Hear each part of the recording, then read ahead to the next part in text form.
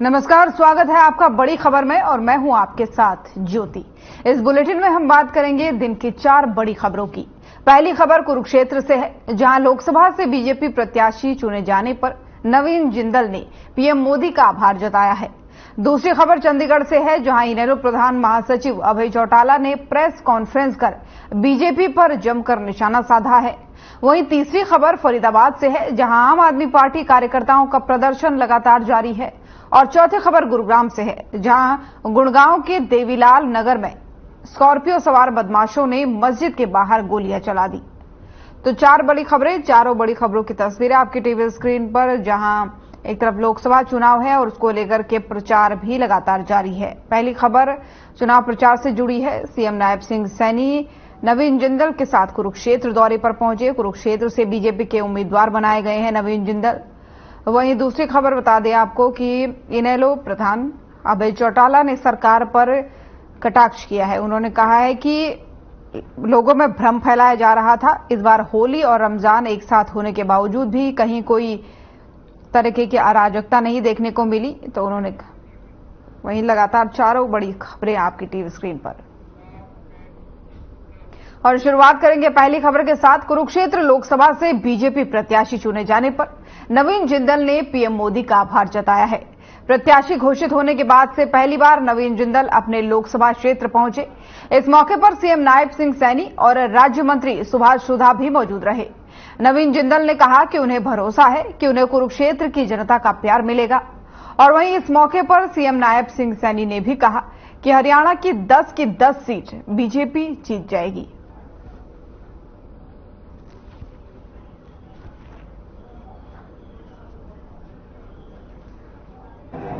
सबसे पहले तो मैं नवीन जी, दुनिया के सबसे हमारे लोकप्रिय नेता, भारत के यशस्वी प्रधानमंत्री, जिन्होंने भारत को एक नई दिशा देने का काम 10 वर्षों में किया है, जिन्होंने एक योजनाबद्ध तरीके से गरीब तक लाभ पहुंचा करके उसके चेहरे पर मुस्कान लाने का काम किया।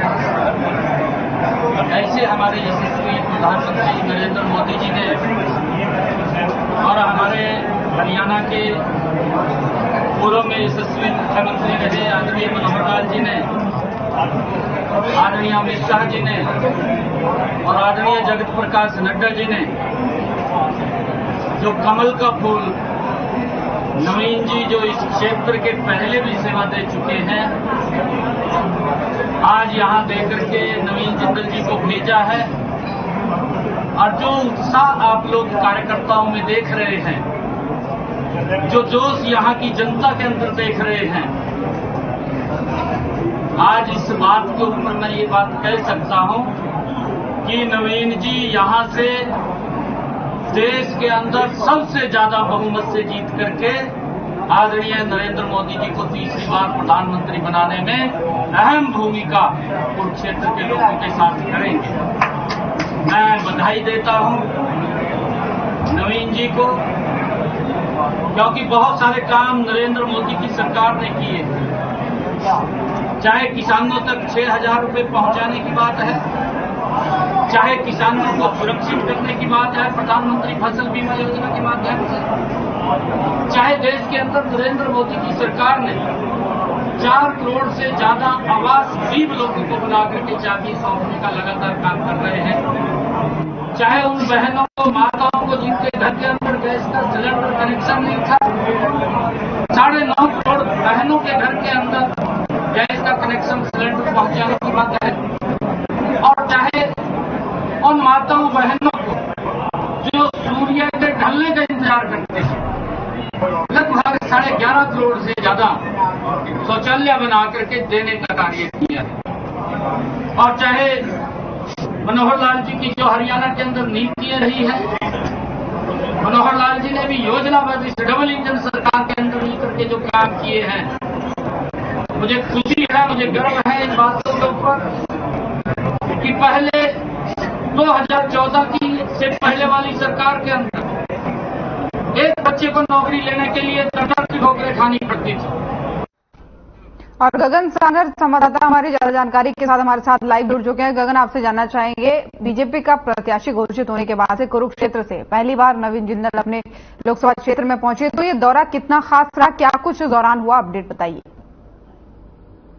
ज्योति, जिस तरह से आज मुख्यमंत्री और नवीन जिंदल का दौरा कुरुक्षेत्र का था, तो बहुत ही खास रहा, क्योंकि नवीन जिंदल बीजेपी की प्रत्याशी बनने के बाद पहली बार कुरुक्षेत्र की जनता से रूबरू हुए थे और उन्होंने पूर्व मुख्यमंत्री मनोहर लाल खट्टर की सराहना की, उनकी तारीफ करते हुए नजर आए। उन्होंने कहा कि पिछले 9.5 सालों में जिस तरह से बीजेपी सरकार ने जो कार्य किए हैं वो कोई और सरकार ने नहीं किया है। धारा 370 की बात की जाए या राम मंदिर की बात की जाए, तो उन्होंने सराहना करते हुए कहा कि नरेंद्र मोदी ने भी जो देश के अंदर बहुत से अच्छे काम किए हैं, जिसको लेकर जो है आने वाले चुनाव के अंदर 10 की 10 सीटें हरियाणा से जो है कमल का फूल खिलने वाला है। और जिस तरह से हरियाणा के अब मुख्यमंत्री बन चुके हैं राज सिंह सैनी, वो कुरुक्षेत्र लोकसभा से 2019 के चुनाव के दौरान 3.5 लाख वोटों से जो है जीते थे। और अब जिस तरह से राज सिंह सैनी ने, हरियाणा के मुख्यमंत्री ने कहा कि अब की बार कुरुक्षेत्र से नवीन जिंदल को भारी मतों से जिताकर जो है सबसे ज्यादा वोट दिलाकर नरेंद्र मोदी की सरकार फिर से तीसरी बार जो है देश के अंदर आएगी। और जो तमाम जो उनके कार्यकर्ता है, नवीन जिंदल की बात की जाए, उनके कार्यकर्ता जो कांग्रेस छोड़कर जो है बीजेपी में शामिल हुए नवीन जिंदल, उनके कार्यकर्ता भी उनके साथ जो है साथ देखने को मिले। भारी उत्साह से उनका जो है कुरुक्षेत्र लोकसभा में जो है स्वागत किया गया। नवीन जिंदल कुरुक्षेत्र लोकसभा से 2 बार पहले सांसद भी रह चुके हैं और एक अलग ही उत्साह कुरुक्षेत्र की जनता में साफ तौर पर जो है उनके प्रति जो है देखने को मिल रहा है। देखिए, 2019 के अंदर जिस तरह से 3.5 लाख वोटों से राज सिंह सैनी जो है विजयी रहे थे, लोकसभा चुनाव जो उन्होंने जीता था, और अब जो है उनका कहना है कि हरियाणा की 10 सीटों पर जो है वो कमल का फूल खिलाएंगे और तीसरी बार जो है भाजपा की जो सरकार जो है देश के अंदर बनेगी। जी बिल्कुल गगन, लेकिन जिस तरीके से आपने बताया कि अभी हाल ही में वो कांग्रेस छोड़ के बीजेपी में शामिल हुए थे और इससे पहले नायब सिंह सैनी यहीं से लोकसभा सांसद हैं, लेकिन अब क्योंकि वो कांग्रेस के प्रत्याशी थे, अभी बीजेपी में शामिल हुए हैं, अभी उनको टिकट मिल रहा है, ऐसे में विपक्ष भी लगातार कहता है कि भाई जो पैराशूट कैंडिडेट हैं उन्हें टिकट देकर के बीजेपी मैदान में उतार देती है, तो ऐसे में कितना फायदा बीजेपी को मिलेगा, क्या मजबूत और होती हुई दिखाई देगी बीजेपी? क्योंकि पिछली बार अगर बात करें, जैसा कि आपने बताया था कि 3.5 लाख से ज्यादा वोटों से जीते थे, तो क्या ये सही बीजेपी का निर्णय साबित होगा, कारगर साबित होगा, कि कितना इफेक्ट इस सीट पर देखने को मिलेगा? बिल्कुल, तो जिस तरह से बात की जाए तो 2004 की तो नवीन जिंदल पहली बार जो है कुरुक्षेत्र लोकसभा से जो है सांसद बने थे। उन्होंने अभय सिंह चौटाला को हराया था और 2009 के दौरान भी जो है नवीन जिंदल जो है यहाँ कुरुक्षेत्र लोकसभा से जो है जीते थे।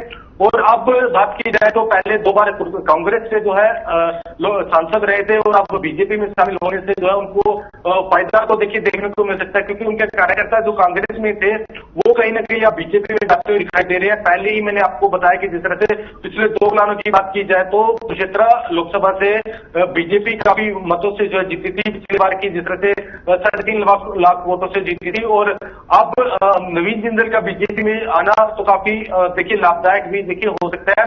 जिस तरह से नायब सिंह सैनी ने भी कहा है कि अब की बार 400, नायब सिंह सैनी का कहना है कि जिस तरह से नरेंद्र मोदी के द्वारा कहा गया कि 400 बार अब की बार जो है सांसद जो है लोकसभा में जाएंगे, और इसी का नारा लेते हुए नायब सिंह हरियाणा के मुख्यमंत्री जो है उन्होंने कहा कि 10 की 10 सीटें जो है बीजेपी के खाते में जो अब की बार जो है फिर से जो जाएगी। 2019 के चुनाव में भी 10 की 10 सीटें जो है बीजेपी के खाते में गई थी।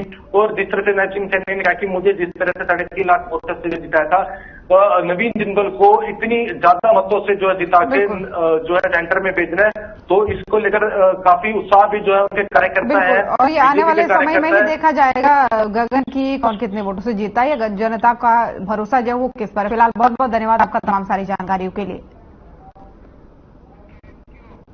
और इनेलो प्रधान महासचिव अभय चौटाला ने प्रेस कॉन्फ्रेंस की है। वहीं इस प्रेस कॉन्फ्रेंस में अभय चौटाला बीजेपी पर जमकर बरसे।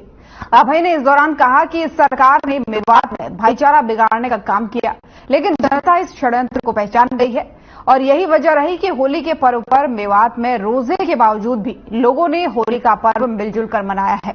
इससे आगे अभय चौटाला ने कहा कि आज एससी और वाल्मीकि समाज के कुछ लोगों ने इनेलो ज्वाइन की है। धारक समाज के प्रधान धर्मवीर डाबला समेत उनके साथियों ने भी इनेलो ज्वाइन की है।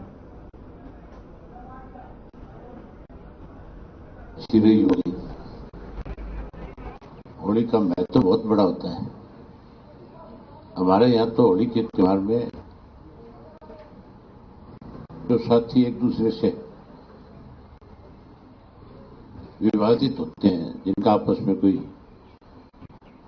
सामाजिक रिश्ता खराब हो जाता है, होली के त्योहार के ऊपर आपस में एक दूसरे को रंग लगा करके उस विवाद को खत्म करते हैं, फिर से अपने भाईचारे को मजबूत करते हैं। और अब की बार की होली तो और ज्यादा महत्वपूर्ण थी। मौजूदा सरकार ने हरियाणा प्रदेश के अंदर जात पात धर्म मजहब के नाम पे माहौल खराब करने की कोशिश करी थी। विशेष रूप से मेवात में हिंदू और मुस्लिम के बीच में विवाद खड़ा करके हमारे आपसी भाईचारे को, आपसी ताने बाने को एक खत्म करना चाहते थे, तोड़ना चाहते थे। लेकिन समय रहते वहां के लोगों को इस बात की समझ आ गई कि ये सरकार का षड्यंत्र है और उन्होंने फिर से अपने वहां भाईचारे की एक सामाजिक बैठक बुला ली। उस बैठक में मेवात के हर वर्ग के लोग शामिल हुए और सबने शामिल होकर के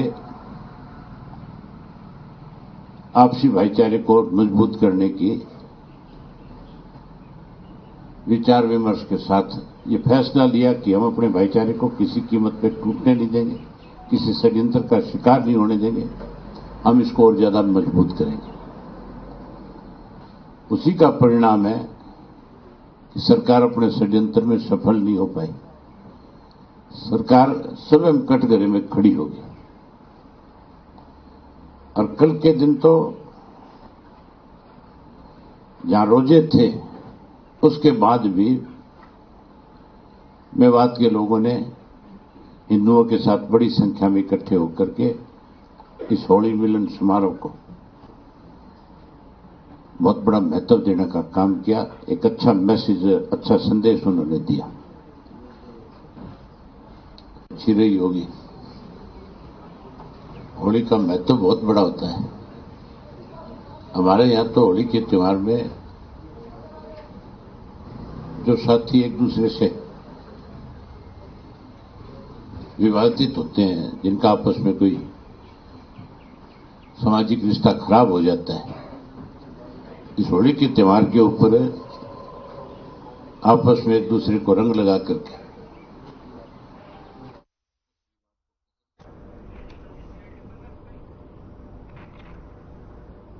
तो अभय चौटाला ने आज प्रेस कॉन्फ्रेंस करते कई लोग जो इनेलो में शामिल हुए हैं उनकी जानकारी दी और साथ ही इस दौरान उन्होंने सरकार पर निशाना भी साधा है। उन्होंने कहा कि मेवात में रोजे के बावजूद, होली के बावजूद भी किसी तरीके की कोई अराजकता देखने को नहीं मिली। मिलजुल कर सभी ने होली का त्योहार मनाया है। आपसी भाईचारा तोड़ने वाले षड्यंत्र को लोग समझ गए हैं, यानी सरकार पर सीधे तौर पर उन्होंने निशाना साधा है कि षड्यंत्र रचा जाता था। इसी के तहत जो दंगे फसाद होते थे, लेकिन अब जो है जनता इस चीज को समझ चुकी है। भाईचारा तोड़ने का जो षड्यंत्र हो रहा था उसको लोग समझ चुके हैं, इसलिए लोग अब इस तरीके की बातों में विश्वास न रख के मिलजुल कर आपसी त्योहारों को मनाते हैं और सौहार्दपूर्ण तरीके से रहना चाहते हैं। मेवात का जिक्र करते हुए उन्होंने कहा कि मेवात में बावजूद होली और रोजे एक साथ हुए, लेकिन लोगों ने मिलजुल कर यह त्योहार मनाया।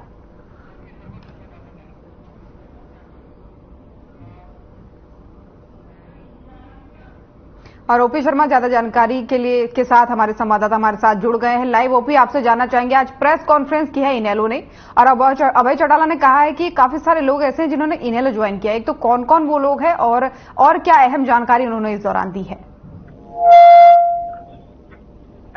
देखिए, अगर हम आज नेशनल दल की प्रेस कॉन्फ्रेंस की बात करें तो चंडीगढ़ में प्रेस कॉन्फ्रेंस हुई है और इस दौरान जो हरियाणा में जो दलित समुदाय के जो बहुत सारे लोग हैं वो भारी तादाद में जो है वो विभिन्न हलकों से या विभिन्न जिलों से जो पार्टी में शामिल हुए हैं। और आज इन पार्टियों के जो छोटे छोटे समुदायों के जो इनके अपने संगठन है उनसे जो है लोग शामिल हुए हैं। और अब आने वाले टाइम में जहाँ पर भारतीय जनता, जहाँ पर जननायक जनता पार्टी की इंडियन नेशनल लोकदल के कार्यक्रम जहां होंगे वहां पर जो है ये कार्यकर्ता अब और भी जो है कार्यकर्ता संख्या में जो शामिल होंगे। कहीं ना कहीं हरियाणा में लोकसभा चुनाव से पहले जो है दल बदल का सिलसिला जो शुरू हो गया। हर पार्टी कहीं ना कहीं अपने आप को मजबूत करने का जो है वो जो चक्कर रचने की तैयारियां में लगी हुई। आने वाले वक्त में विभिन्न पार्टियों में इस तरह की और भी ज्वाइनिंग जो देखने को मिलेंगे। हरियाणा के जो चुनाव है वो आखिरी चरण में होने, ऐसे में चुनाव से पहले तक की अगर हम बात करें 25 जून तक के आसपास की बात करें तो इस तरह की और भी जो है वो घटनाएं कहीं ना कहीं देखने को जो है वो मिलेंगी। और इस तरह का जो कार्यक्रम चलता रहेगा। अगर हम और साथ ही बात करें तो भारतीय जो इंडियन नेशनल लोकदल है उसकी तरफ से अभी तक सिर्फ एक प्रत्याशी जो क्षेत्र लोकसभा से उसकी घोषणा की गई। दूसरा प्रत्याशी जो है वो चौटाला परिवार से ही संबंध रखने वाली सुनैना चौटाला को जो है वो कहीं ना कहीं 7 लोकसभा सीट से उतारने की तैयारियां चल रही हैं। और आज अब चुनाव को लेकर अभय सिंह चौटाला से पूछा गया तो उन्होंने का कहना था कि वो अपनी तैयारियां कर रहे हैं और उम्मीद कर रहे हैं कि शायद संभवतः 15 अप्रैल तक जो वो अपने सभी 9 प्रत्याशियों की जो वो घोषणा जो है वो कर देंगे। जी जो और एक चीज और ओपी, इस दौरान उन्होंने खासतौर पर मेवात का जिक्र करते हुए कहा, उन्होंने 2 चीजें कही कि रोजा भी था, होली भी था, बावजूद इसके लोगों ने अच्छी तरीके से त्योहार मनाया। षड्यंत्र को लोग समझ रही है, वो क्या कहना चाह रहे थे? देखिए ज्योति, ये जो बयान उनका दिया गया कहीं ना कहीं सियासी तौर के ऊपर जो है उसको ध्यान में रखते हुए बयान दिया गया। अगर हम हरियाणा के मेवात जिले नूंह जिले की बात करें जहां पर पिछले साल सितंबर के दौरान जो है वो काफी विवाद जो है वो जो पंचकोशी यात्रा को लेकर जो हुआ था वो काफी विवाद हुआ था। गोलियां भी चली, कुछ लोग मारे गए, कई दिनों तक जो है वो हरियाणा का इंटरनेट भी बंद रहा था। तो ये जो नूंह जिला जो है इसके अंदर जो 4 विधानसभा सीटें हैं, फिर चारों के ऊपर जो है आज के दिन कांग्रेस का जो कब्जा होता है। और किसी वक्त में ये सभी जो मेवात का जो इलाका है, जो मेवात का जो एक संभावित वोट है एक विशेष समुदाय से, वो कहीं ना कहीं इनेलो के जो साथ रहता था बहुत वक्त लंबे। अगर हम एक पूर्व विधायक की बात करें तो वो हरियाणा विधानसभा के डिप्टी स्पीकर तक रहे थे। इसके अलावा मंत्री भी जो है वो चौटाला सरकार में जो है मेवात जिले से समुदाय के लोग रहे हुए हैं।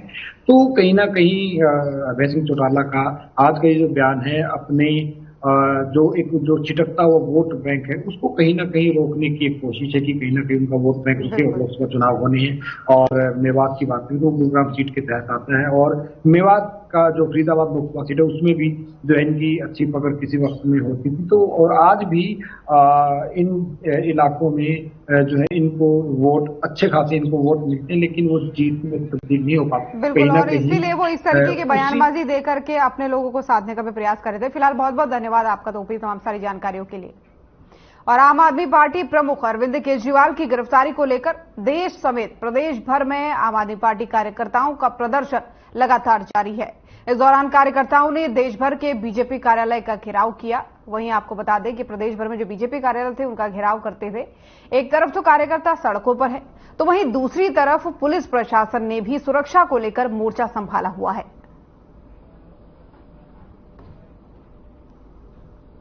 जानते हैं कि सारे देश के अंदर आग लगी हुई है। केजरीवाल बेकसूर होते हुए उनको उठा लिया, जेल में डाल दिया। ये अत्याचार नहीं है तो क्या है? 150 पन्ने कहते केजरीवाल के घर के मिले हैं। आप बता दीजिए, मुझे मालूम है कि मेरे घर आज ही तो कल ही डीने आना है। मैं 150 पन्ने केजरीवाल को ठोक दे दूंगा अपने घर पे।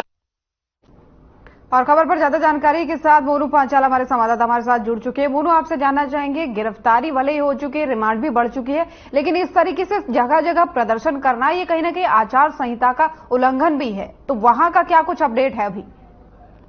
ज्योति, देखिए अगर बात की जाए तो जो है तमाम पार्टियों की, क्योंकि जिस तरीके से अरविंद केजरीवाल आम आदमी पार्टी के हरियाणा जो दिल्ली के मुख्यमंत्री हैं उनको जिस तरीके से गिरफ्तार करा और जेल भेजा है तो उसको आम आदमी पार्टी के तमाम जो कार्यकर्ता हैं वो नाराज हैं। उन्होंने जो है जितने भी हरियाणा में बात की जाए तो हरियाणा में जितने भी बीजेपी कार्यालय बन रहे उनका जो है वो घेराव करने का यहाँ पर जो है वो कोशिश करी है। तो सुरक्षा को देखते हुए यहाँ पर पुलिस प्रशासन जो है पूरी तरीके से मुस्तैद यहाँ पर नजर आई। तो कहीं ना कहीं जो आम आदमी पार्टी के नेता हैं उनका सीधा आरोप है कि कहीं ना कहीं जो है बीजेपी अपना तानाशाही कर रही है। बेकसूर जो है हरियाणा दिल्ली के मुख्यमंत्री अरविंद केजरीवाल को पकड़ के जो है वो गिरफ्तार किया है। तो तमाम चीजों को लेकर के कहीं ना कहीं इसको जो है चुनावी एजेंडा भी यहाँ पर जो है वो बताया जा रहा है, क्योंकि कहीं ना कहीं जो आम आदमी पार्टी के कार्यकर्ता उनका यही कहना है कि बीजेपी जो है वो पूरी तरीके से आम आदमी पार्टी से घबरा चुकी है और इसी के चलते जो है अरविंद केजरीवाल को झूठे केसों में जो है वो फंसा करके जेल भेजा है। इस तरीके का आरोप आम आदमी पार्टी के कार्यकर्ता लगा रहे हैं। जी लेकिन बोलू, एक बात तो ये भी है ना कि जिस जनता की सेवा करने की लोग बात कर रहे हैं, जिस जनता को आधार बना करके ये लोग इन सब चीजों की बात करते हैं, उनको भी तो इस प्रदर्शन से परेशानी होती है कहीं ना कहीं।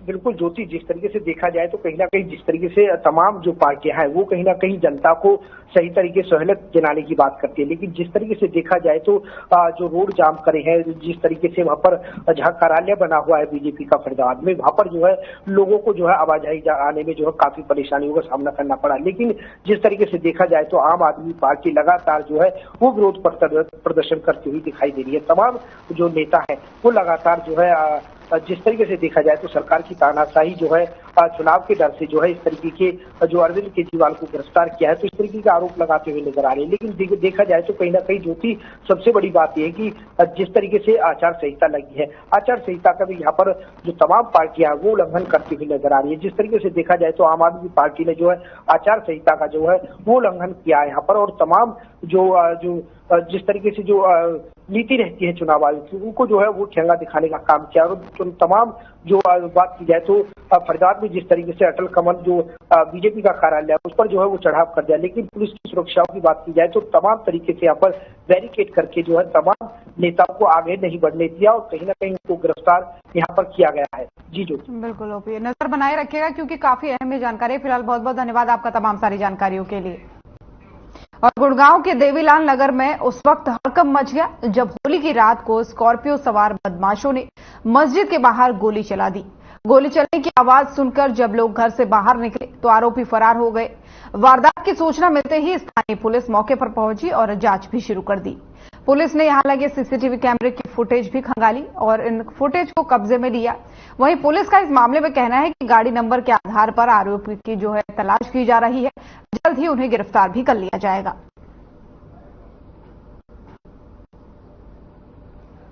जैसी अब ये कंप्लेंट देंगे उसके हिसाब से जो सुनने में आया वो 2 लड़के आए स्कॉर्पियो में यहाँ फायर कर गए हैं।